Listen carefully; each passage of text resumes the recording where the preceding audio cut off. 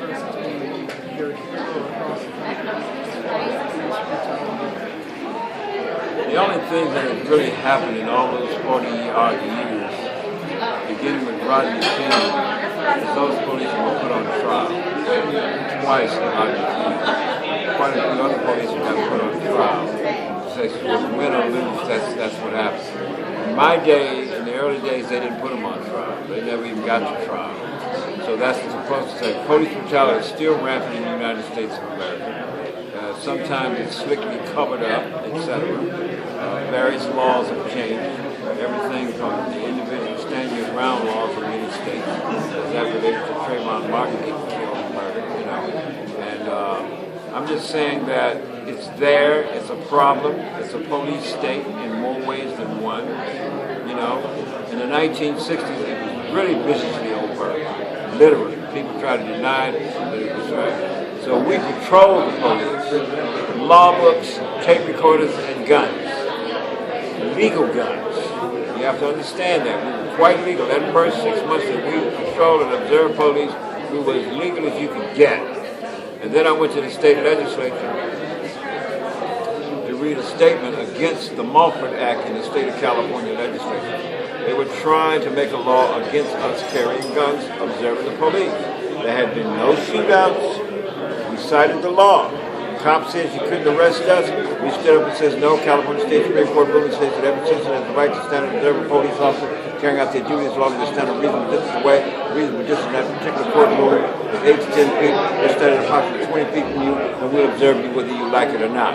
Now, that's a civil methodology of reciting the law to the police when we stand a reasonable distance away under the law and observe the police back then in 1966 and 67. All right? Now, they said we were terrorists, etc. Do terrorists sit and cite the law to? You see what I'm getting at?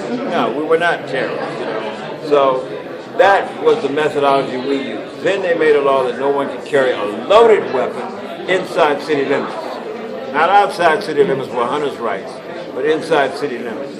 So you cannot have a live round in the chamber of a rifle or a shotgun or a pistol if you were inside the city limits. The chamber, not the magazine. That was the method. So naturally, we would not patrol the police with unloaded guns. It'd be absurd. So do you think there's, in this day and age, what still needs to be done to hold these? The same thing I attempted to do, a year and a half or so later, that we organized in Oakland, Berkeley, Richmond to put on the ballot as a measure to evolve frameworks of community control of police. That was what I organized. We did get it on the ballot in Berkeley, California. We lost by 1 percentage point. But me, all my white left radical friends, all my black friends, all my Chicano, Native American, and other Hispanic friends who worked with us, who worked in coalition with us at the time, we got that on the ballot. Community control of police. And with that on the ballot, we would not allow the city council or the mayor to appoint a chief. We would have 3 commissioners duly elected by the people in the community. Then we would also have 3, in Berkeley at least, community police review boards with the power, community police review board also duly elected, but with legal representation and the power to investigate any and all acts of police brutality and undue and unnecessary force and any other complaints against police department. And that was called community control of police, a measure to be put on the ballot. So it was an electoral and a political thing and a thing that we did. But of course what happens is that they put me in jail right before that election came down. And then I was a political prisoner for 2 years in 2 major courtroom trials in the United States of America. And I won both of the cases ultimately, even though they kept me in jail 2 years. They brutalized me in jail, etc. and so on. The police and stuff trying to break my spirit, but that didn't work. Can the public end police brutality, or are there other ways today? Community control of police is a very viable, practical thing. It's a people empowerment kind of thing. Instead of having some police investigate police, instead of having some isolated, whatever, we have to have some community framework by which any and every complaint with a duly elected, authorized police officer can investigate every act of police brutality. A lot of them is going to come out as not police brutality. Actual due process, etc. And in the cases, you're going to find that it was. But I think having that watch type of program officially is a methodology still yet to be put together. Now, you have some of those cities that have those police review boards. They have, Yeah, we have they that. have no teeth. They have no teeth. They have no ability to investigate. Bring a person that was charged with something. They have nothing. It's front stage. And they're appointed by the council members. And they have no teeth.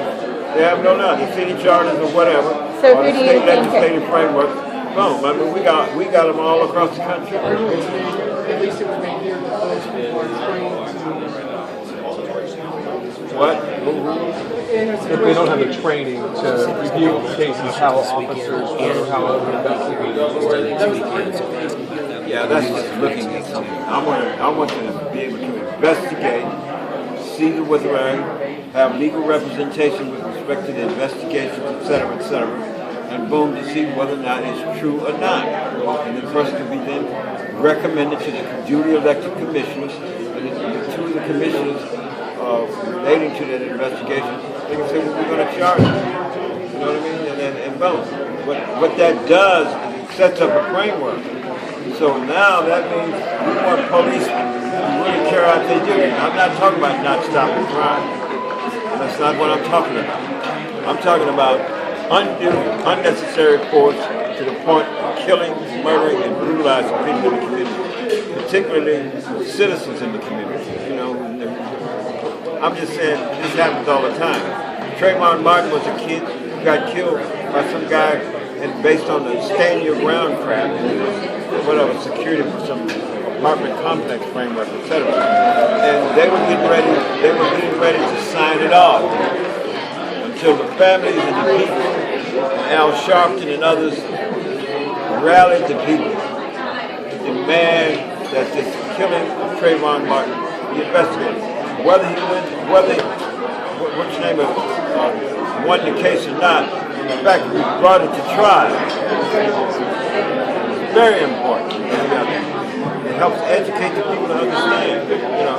I just have one last question. I don't know about you guys, but there's going to be a march on Washington and possibly here in Austin next weekend. Honey, I'm all across the country. I got movies to make and all that kind of stuff. I'm not scheduled. Well, I'm not scheduled. What is your thoughts about the year commemorating the March on Washington, 150th year commemorating the Emancipation Proclamation? Any thoughts you have on that? Emancipation Proclamation? Well, on paper. Emancipation Proclamation was an executive order. The real ending of slavery was the 13th Amendment of the Constitution of the United States of America. Emancipation Proclamation was a military tactic from Abraham Lincoln at that time, rightfully so though. He, in fact, declared all black people in the 5 resisting states at that time, here and this forever forth free. The very next lines in the Emancipation Proclamation says, we'll take all able-bodied black men into the Northern Union Army. And in effect, 168,000 black men was enlisted into the Northern Union Army in 1863, and they were the ones who kicked the Confederates' butts. That's a fact. It's a fact. And so it ended slavery. And Abraham Lincoln, as in the film, rightfully so, and I'm glad he did it, and he was right to do it. Him and Thaddeus Stephenson and the others, they got that thing too, and got that Congress to vote that slavery cannot exist anymore by the 13th Amendment. And I'm saying that 168,000 black men fought in that Civil War, 38,000 of them died, and I'm so proud of my people's history. I'm proud of America's history in this context. To make a better union and stuff and get rid of it. That's something. That when I read that and understood that in 1962, I was reading Dr. W.E.B. Du Bois' Black Reconstruction, and he documented how 168,000 black men fought in the Northern Army. And that was, and Abraham Lincoln says, if it had not been for the black men, we would not have won that civil war. Shaping America for that more perfect. Yeah. Well, thank you. Thank you so I much, appreciate Seale. it. Thank you, sir.